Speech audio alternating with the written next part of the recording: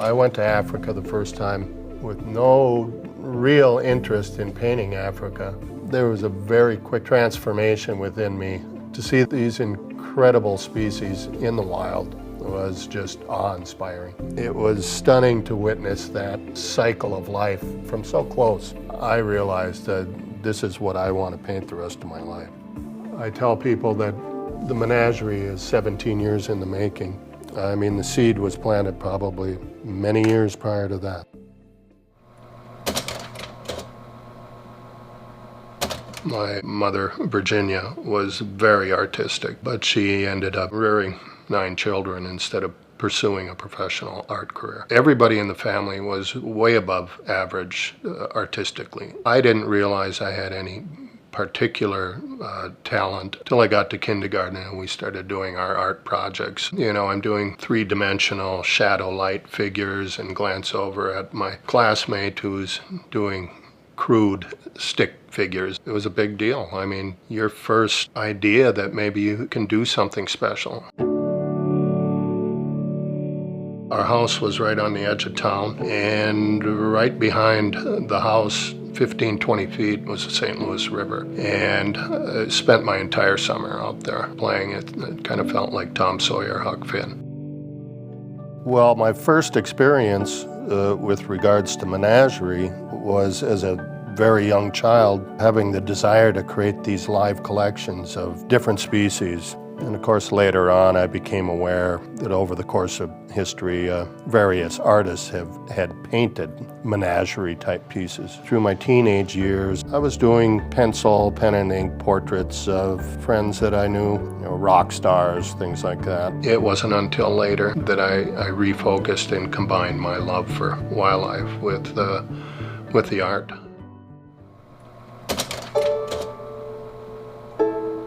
My family has a railroad background, and my father worked there for 40 years. And sadly for me, I got hired 3 days after I graduated from high school. I just fell into the groove of being a railroader.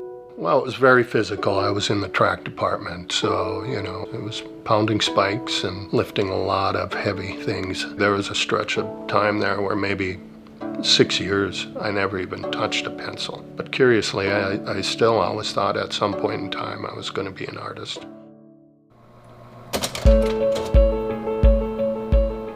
My mother had seen in the paper that the Minnesota duck stamp and the federal duck stamp were actually art contests. And at that point in time, I said, wow, this is it. I love wildlife. I love art. Win the duck stamp and become a professional artist. The problem was I was competing against the greatest wildlife artists in the world. Minnesota artists were winning 3 out of every 4 federal duck stamp competitions. I knew I couldn't possibly win it by doing a black and white. I had to decide to start teaching myself how to paint. That was a huge transition to go from pencil and pen and ink to color. And I would do one tiny 6x9 inch painting each year. And that was my total output for the year. So you can imagine the despair I would feel when I wouldn't succeed that year. And I think every year after the judging, I would say, that's it, I'm not doing this anymore. But before I got home from the cities from watching that year's competition, I was already scheming for the following year.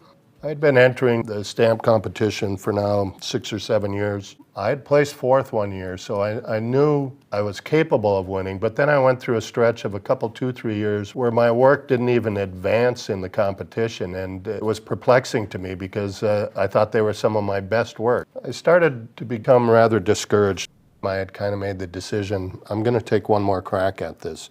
I did a nice piece, pair of bluebills on lavender water, and I thought, this looks like a duck stamp. And curiously, the night before the judging, I got a call from the head of the DNR. He said, Brian, just calling to confirm that your entry is actually a painting. I said, yeah, it's an oil painting. He said, well, the reason I'm asking is a couple of years ago, you know, you had a piece that was in the finals, and just before they judged the finals, one of the 3 judges says, I don't think this piece is a painting. I think it's some sort of photo process.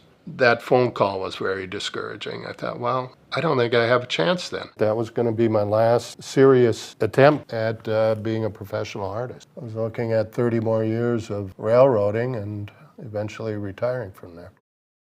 Lo and behold, I won. You just never know how things are going to play out.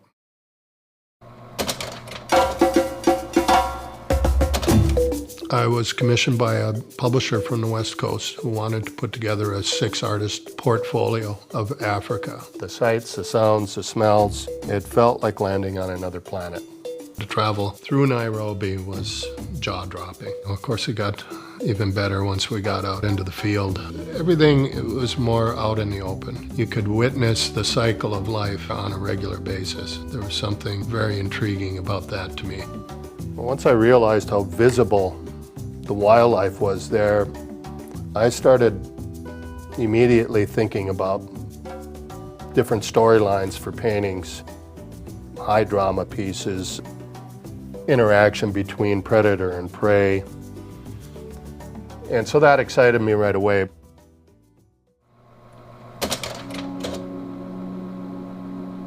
You know, as a wildlife artist, your thoughts of conservation go hand in hand with what you do. I've returned to some of the places that I went on that first safari, and you would see a village once every 20, 30 miles. Now it's just, you don't ever seem to leave a village.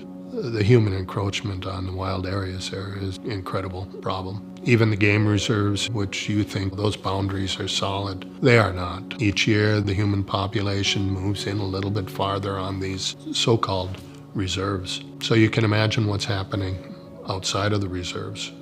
There are tremendous issues with poaching. Poaching is rampant in Africa.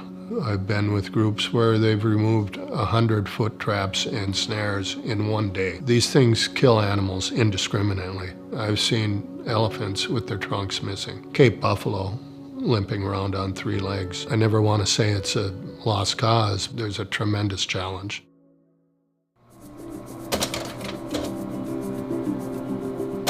Describing me as being obsessed is probably an understatement. Once I get on to an idea, if I think it's a good one, I generally don't let go of it very easily. You know, from the very beginning, I'm sure it was always at least 12 hours a day. And in the last, probably 3-4 months ago, it ramped up to 18-hour days. And now down the home stretch, it's 20-hour days. I don't really worry about when I go to bed. I just worry about how much time I spend in bed.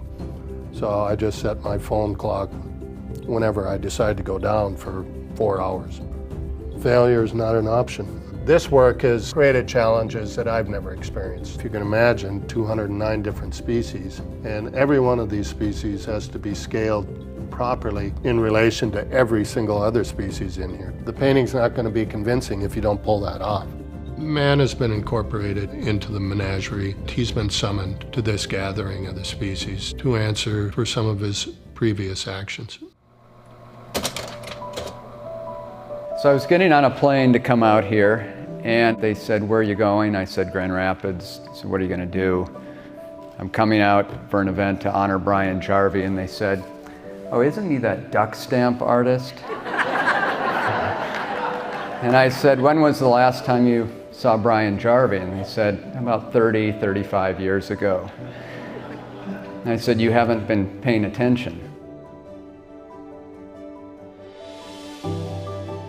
This local exhibition, which is going to go directly onto a national tour from here, is the African Menagerie. It's a 30-foot long painting on 7 panels, features over 209 species of Africa.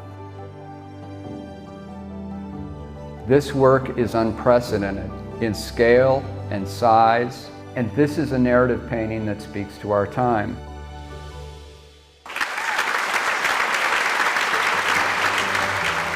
We are on the nose cone of the 6th major species extinction episode. This 6th extinction episode is caused by one species. That's us. So when you see Brian's piece tonight, one of the things I'd like you to think about is what animals are going to be there in another generation. The world's leading scientists have said that by the middle of this century, We could lose elephants, we could lose rhinos, we could lose lions in the wild, and if they exist at all, they're only going to exist in captivity in zoos. It was an anxious day setting it up because, like I say, you can't really see the whole thing in the studio. 50 years from now, if things continue in the direction they are, maybe 50% of these species will be extinct. The most effective thing that could happen with this piece is it could send out a great conservation message.